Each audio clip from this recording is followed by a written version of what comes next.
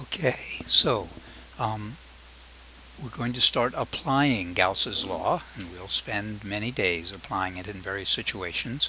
But I want to start by using it to study the field for a lump of conductive material. Maybe this is a gold nugget here. What do you recall about the electric fields for a lump of conductive material? And I hope that you recall that if there were a field within a lump of conductive material, then it being conductive, that means charges can move, and it being a material, sorry, that wasn't supposed to go like that. Here we go. A whole bunch of charges.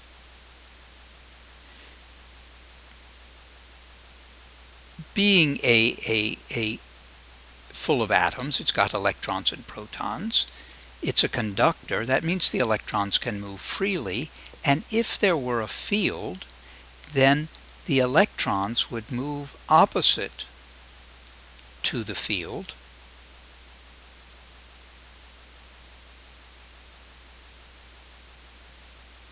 And the result of the electrons moving this way would be to create a field between this positive and negative region, which was directed this way. Remember that a field goes in the direction that a positive would go, so it would go from the positive to the negative. Well, this dark blue is the field that's causing the rearrangement of charge, inducing that rearrangement, and this light blue arrow is the field that is produced because they rearrange. But those two fields are going to add together to create a reduced field. And the charges, as long as there is some non-zero field, the charges will continue to rearrange until finally there is no net field inside. It's going to be a matter of nanoseconds for this to occur, but there will be this brief transient field and a transient current, but in a very short period of time that will all settle down, and there will be no field inside of a conductor. Because if there were a field, it would cause a rearrangement of the charges until there was not a field. A similar argument was made for the field just outside of a conductor. You may or may not recall that it goes perpendicular to the surface, normal to the surface of the conductor, because if it had a component parallel to the conductor, that parallel component would cause a rearrangement of charge until there was not a parallel component. So by similar argument, we know that the field at the surface of the conductor is going to be everywhere normal to the surface. But that's not where I wanted to go. I do need to establish the fact that inside of a conductor, I just need to get rid of these guys. Inside of a conductor, there is no field. And then I will use that idea to take a Gaussian surface, and I will make this Gaussian surface so that it fits just under the skin, just inside this conductor. I'm going to write Gauss's law, but you could beat me to it, couldn't you? That the charge enclosed by the Gaussian surface would be equal to epsilon naught times the Gaussian integral of E dot dA, where the idea is we will go over this whole black line, this whole Gaussian surface, adding up the dot products of E and dA. But we just asserted that E inside of a conductor is everywhere zero. So this sum is going to produce a zero, from which we must conclude that the charge enclosed is zero. And thus we have a result that we got last year very poorly, that when you have a conductor and it's got a net charge on it, all of that net charge must reside on the surface. None of the net charge can be in the middle. Last year we argued that, oh, well, if you had a positive charge, well, let's not go with positive. If you had a negative charge inside, then they would repel one another, and it being a conductor, they would move, and they would only start moving when they got as far apart as possible. It's a much more clunky argument than the one that we employ using Gauss's law to assert that there is no net charge inside of a conductor. It must all reside on the surface. Okay, I want to get rid of all of that. Well, okay, we get rid of all of it. Nope, we didn't get rid of all of it. We got rid of some of it. Let's get rid of more of it. All gone. Okay, I want to take that argument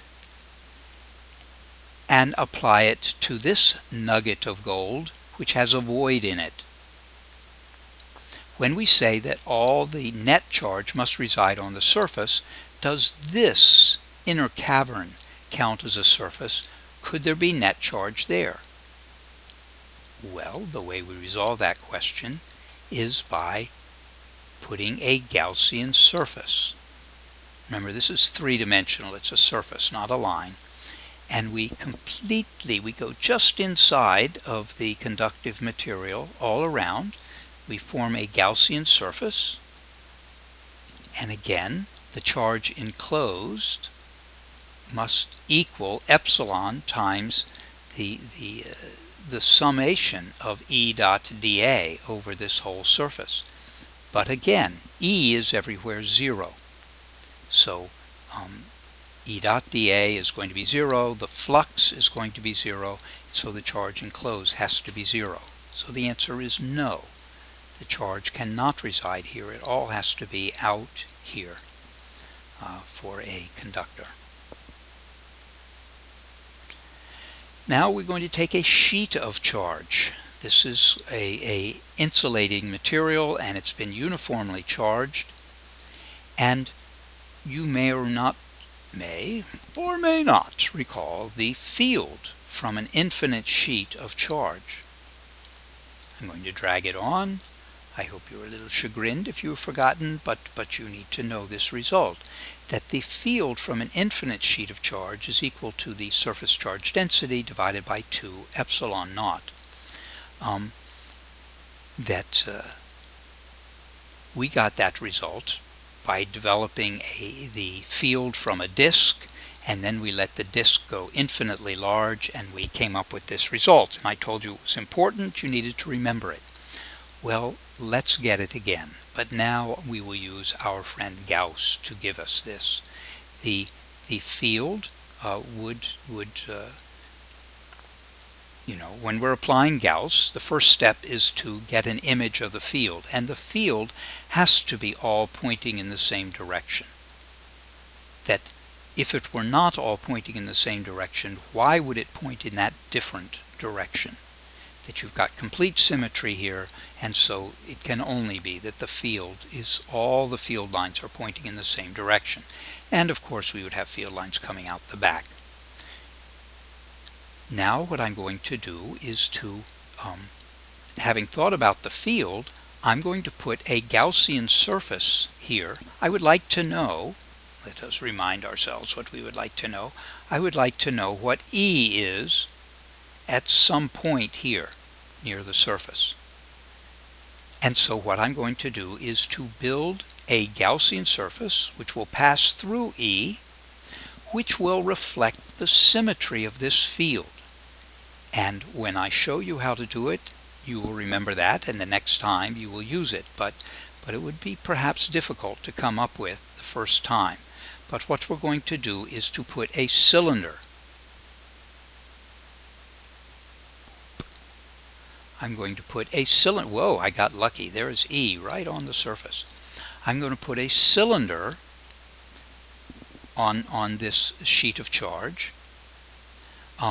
And or it could be a pyramid, a right pyramid with its faces, or bases, I guess they're called, parallel to this sheet of charge. But some geometric shape, cylinder is nice and easy, oops, stay hidden, which will reflect the symmetry here. And then what do you do next? Well, then I'm going to write down Gauss's law, which you could do for me, couldn't you? Let's do it in black. I'm tired of red. The charge enclosed is equal to epsilon naught times the Gaussian integral of E dot dA. That is the flux. Don't forget that this Gaussian integral of E dot dA could also be written as just the letter phi. Okay, let's get rid of that. You go away. Come on now. Oh, it's all going to go away. Okay. But for this cylinder, the next step would be to talk about the cylinder, and I'm not going to bother to write that out or you fall asleep on me. But we would say that on the sides, dA, and remember that dA goes normal to the surface, dA would be everywhere perpendicular to E.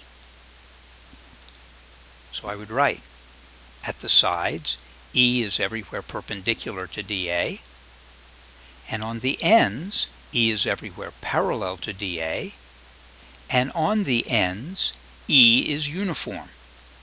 You want to comment 1 on the direction of dA relative to E, and 2 on the size, the magnitude of E, how E varies as a function of dA. And here on the ends it doesn't. I'm a little bit confused about what it might be doing on the sides. But there we've got the perpendicularity that gives rise to a 0 when you do that dot product. Well, the result then, yes, we're still writing, is that the charge enclosed, well, what would the charge enclosed be? It would be equal to the surface charge density times the area of the end, which I will call A.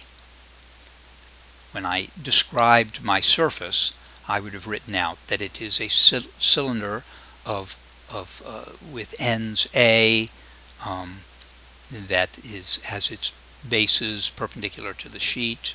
Boom, boom, boom, boom, boom. You have to write all of that. This is equal to epsilon naught. E, we just asserted, was constant over this whole thing. So I can pull that outside the integral. And then I would just be taking the integral over this whole thing, except that for most of it, on the sides, we're getting zeros out of it. So it ends up being just the end, but there are two ends. So that would give rise to an area of 2A. This is not supposed to be here. And I think you can see that the A's are going to divide out, and I'm going to get that E is equal to sigma divided by 2 epsilon. How sweet is that? The answer, very sweet.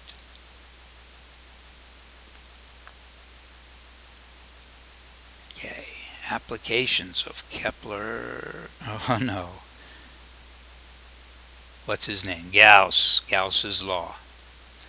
Okay, now I want to move on to put this charge with the surface charge density sigma, I want to put it on a conductor. And I want to see what result I get there.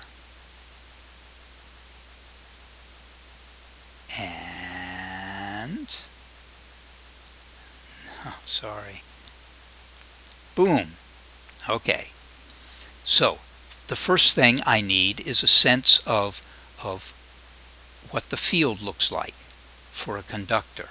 And I call it a surface that it's going to have, that charge is going to be on the outside, but that's going to be both here and here, as opposed to an insulator which would have all the charge in the same plane. Here we're going to have that charge on two planes, the front and the back of the conductive sheet. If I then, there are two ways to do this, and I can do it just like the last one. I can put,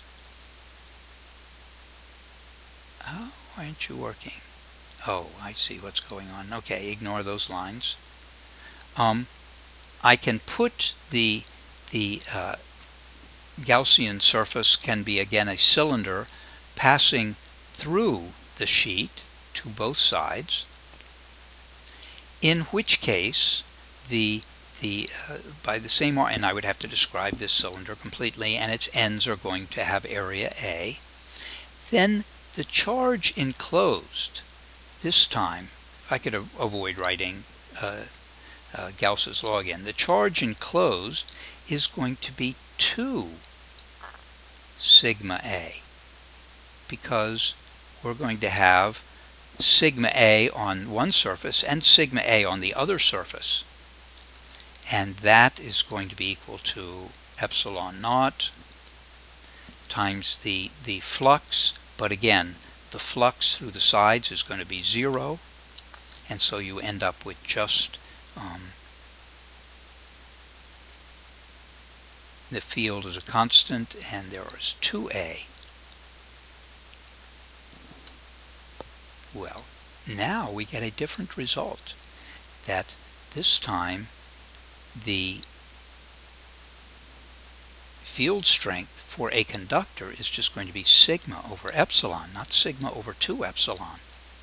A different result. And let me show you another way that we could do this problem. That instead, and perhaps you'd feel like this is more clever, yeah, those lines are awkward. But what you could do for your Gaussian surface, and remember this, is to make a Gaussian surface which stops inside, making use of the fact that we know that inside of a conductor the field is 0. So when we did our determination of the flux, well, we would have and if you would permit me not to write Gauss's law again, we would have the charge enclosed would just be sigma A, because our Gaussian surface doesn't go all the way to the back surface. It only captured the charge right here on the front surface. But then when we go over the whole surface adding up the flux, we would have no flux through the sides, and we would have no flux here, because E would be everywhere 0 there inside of a conductor. And so you end up that the charge enclosed is going to be equal to epsilon naught. E is constant here at the end cap, and we only have that one area. We don't have the other surface here because we stopped it inside. And so again, you see that E is equal to sigma over epsilon. Finally, we'd like to deal with what's known as Faraday's ice pail. This is evidently a result that Faraday developed, and it's very famous. And the idea is you take this metal bucket that you are going to keep ice in to entertain your guests, because your guests are very entertained by ice. And what I'm going to do is to take a charged ball, a pith ball, something that's got a charge on it, on a string, an insulating string, and I will lower it into the bucket.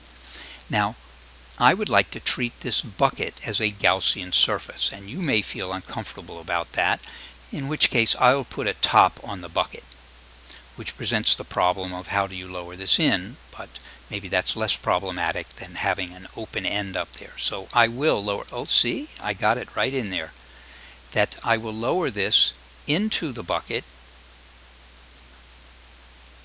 And when I do, this bucket becomes I will let the bucket be my Gaussian surface. I'm going to put a surface that is everywhere inside of this conductive metal.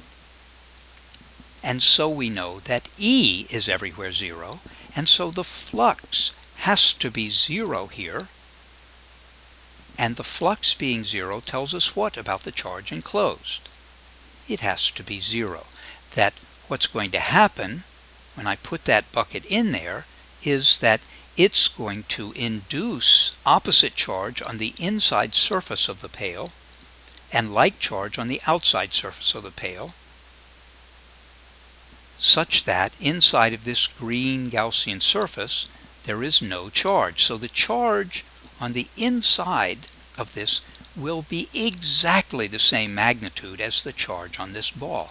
Has to be. No way it can go wrong, unless you think Gauss can go wrong. Then what I do is I proceed to lower this until it touches the bucket. And at which point you have contact between these two. This is a conductor. This is probably a conductor too. And so all of this charge will flow off and onto the ball. It has to be perfectly 0. It had to be exactly the same charge that was induced on the inside, or Gauss would fail.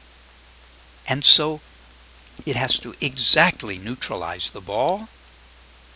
When the ball is pulled out, it will be completely neutralized. And the scientists looked at this, and they used it the experimental evidence that the ball was completely neutral is support of the theory that we speak of as Gauss's law. And when Ben Franklin saw that this was happening, that the behavior in the ice pail was obeying Gauss's law, then he said, electricity must behave the same way as gravity. Because Gauss's law was in fact invented for gravity, but if it works here, then electricity must have force that varies inversely as the square of the distance, just like gravity. That's it.